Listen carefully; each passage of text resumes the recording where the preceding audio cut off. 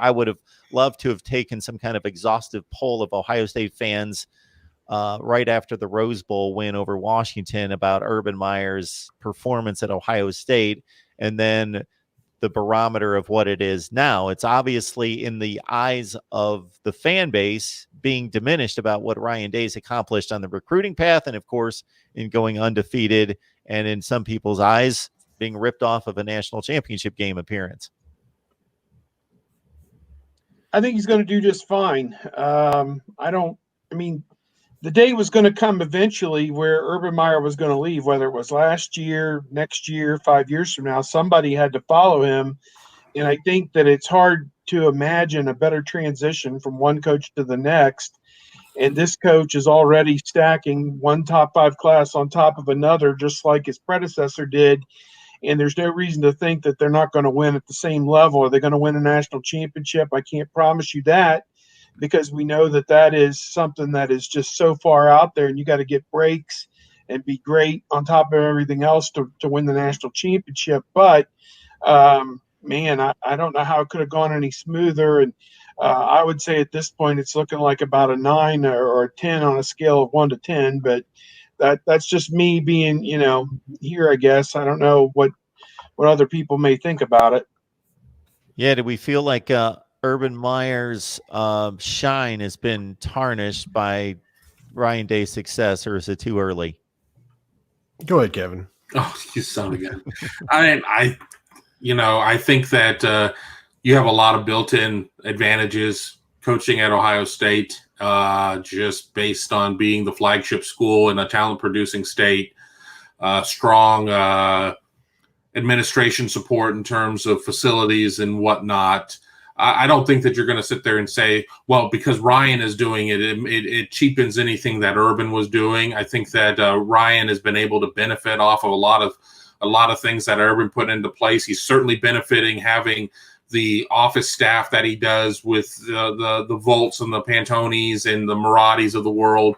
So, I think that it doesn't have to be a competition between the two. We want to always sit there and rank things and compare things or whatnot, but this isn't necessarily something I think that needs to be compared. And I think Ohio State fans should be able to enjoy both of them, and Ohio State detractors, well, tough luck. Kevin, we are in an era right now, we have no sports, so we will rank anything we want. We will compare anything we want. Where's here? You're last. I don't like you.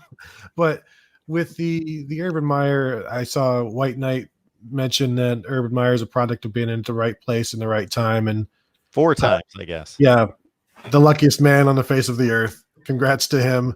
He should go play the lottery, and he could become a rich man.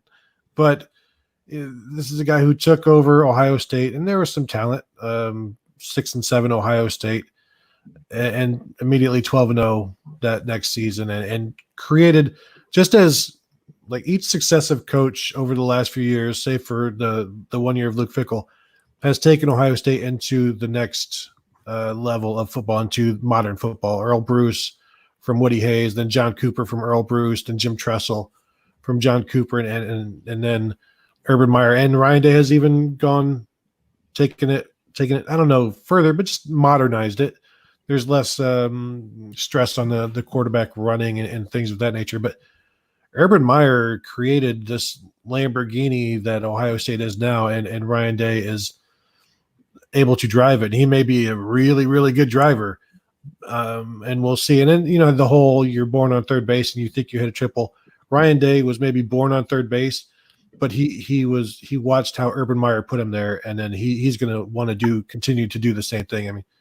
He's been learning from Urban Meyer, and then implementing his own stuff, and right now things are working, and they don't appear, as Kevin said, there's a lot of built-in advantages here. You should win here. If you lose here, you're not a very good coach. If you win here, you're just an average coach. If you really win here, then we can start judging how good you are. But you shouldn't lose at Ohio State, and you should win, 10 games a year right now based on the trajectory of things, which Ryan Day has continued to keep it going. I want to keep it on Urban Meyer for just a second, but I do think that Yakov 22 has a great statistic, and I believe it's accurate because I've heard similar statistics. So I think this is right on, where we can obviously gauge the talent at any one program based on the recruiting rankings on one end of the career, and then on the other end of the career, the draft selections into the NFL. Michigan, without a first-round skilled offensive player taken in the NFL draft since Braylon Edwards in 2005, and I'm almost positive that is correct. Thank you, Akov 22, because I've heard the same statistic, and I wouldn't have been able to go to the exact year, but Braylon Edwards to the Browns in 05. Todd B. simply stating, and a Clemson fan as well, Clemson alum, stated Urban Meyer, one of the greatest coaches of all time. I wish if somebody in the live chat can give me this source. There is a source, and I'm talking about a top-level site that rated Urban Meyer like the 42nd greatest coach of all time, or the 48th. And I was like, I thought that was insane. I wouldn't even rank him in the lower portion of the top 10. Wasn't it ESPN? It was. I'm looking for the link right now. Should we talk about this? Help, and they've got it right on campus to get those rankings right. My goodness, he's got the best winning percentage of all time post World War II. You got to go to the old Notre Dame dudes, Leahy and Rockne, to trump him in regards to winning percentage. And again, at 4 stops, if like Dabo Swinney's doing a fantastic job at Clemson, and if he wins another couple national championships, whatever he accomplishes that's near what he's been doing will be fabulous. Except for I would continue to make some distinction between the coach who did it at one place versus the guy that just goes wherever and just turns it around. And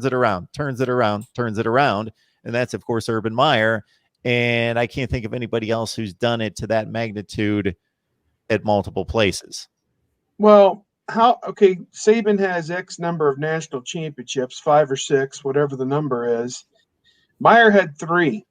How far back do we have to go to find a coach that had 3? I think Joe Paterno only had 2. Woody Hayes only had 2 that mattered. I know that there were a splinter, 61 and 70, but they don't really count. I'm talking about actual most recognized in that season national championships. He had 3. How far do you have to go back? Barry Switzer? I don't even know. Who would be Tom Osborne?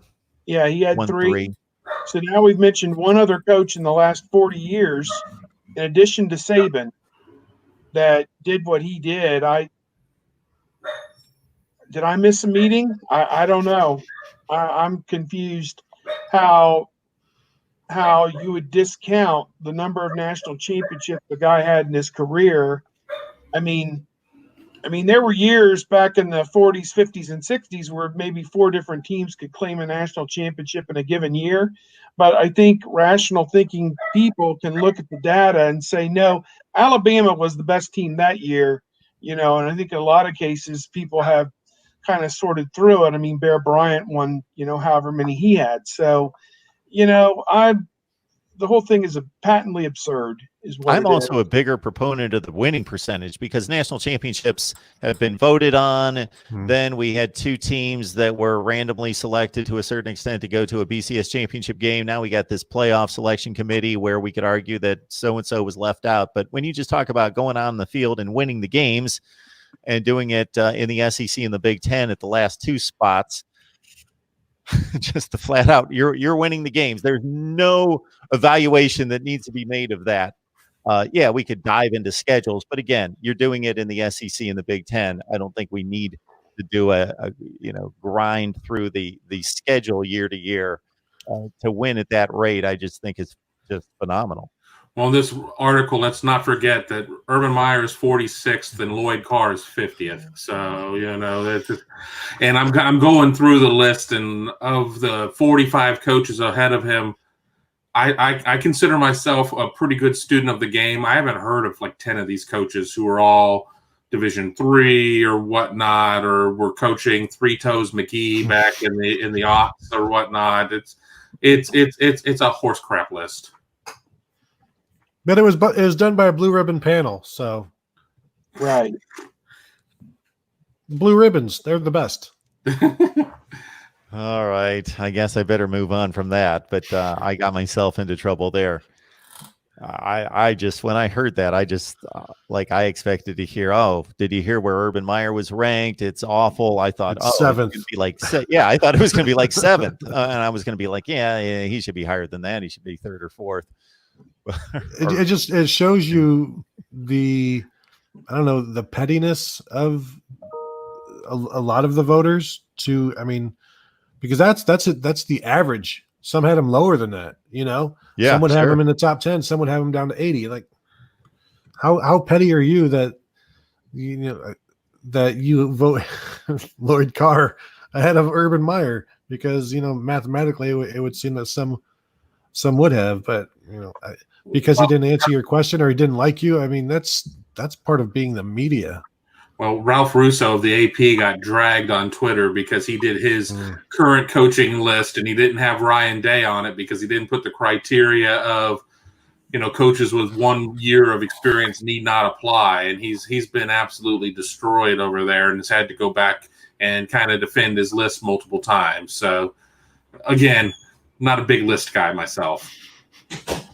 I'm getting into lists. I'm more of a list guy than I was a month ago.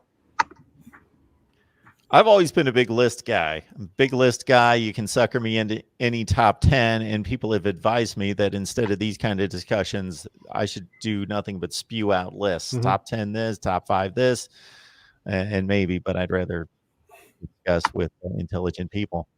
But can I get real quick to Ralph Russo? I don't. Ryan Day has like 1.3 years of experience. Like, come on, at what point? It was a dumb rule in my opinion, and it's his rule. It's his right to do that. But it's almost a way to protect yourself from making yourself look stupid on Twitter in a couple of years. When you have Ryan Day ranked 6th and he gets fired within 3 years, because he probably did this a decade ago and had Larry Coker ranked, as the number two coach in the nation, and then 2 years later, or maybe Gene Chizik, and he got burnt by that. So, fool him once, fool him twice, fool him 3 times. Now I'm going to start putting rules in.